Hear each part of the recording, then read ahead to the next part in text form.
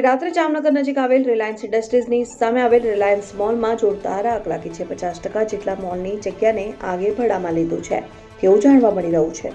Reliance fire fighter અને જામનગર મહાનગરપાલિકાના fire fighter દ્વારા તાત્કાલિક આગ ઉપર કાબુ મેળવવા માટે દોડધામ મચી છે। વધુ વિગતો મેળવાઈ રહી છે।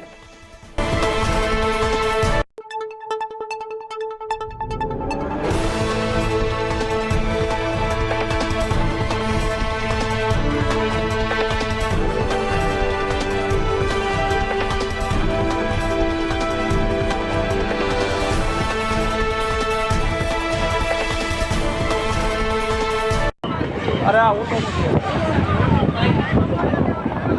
હા આ ઓલું છે ડોમિનોઝ પિઝા વાળું ડોમિનોઝ પિઝા બાજુ મોલ છે મોલ ઓ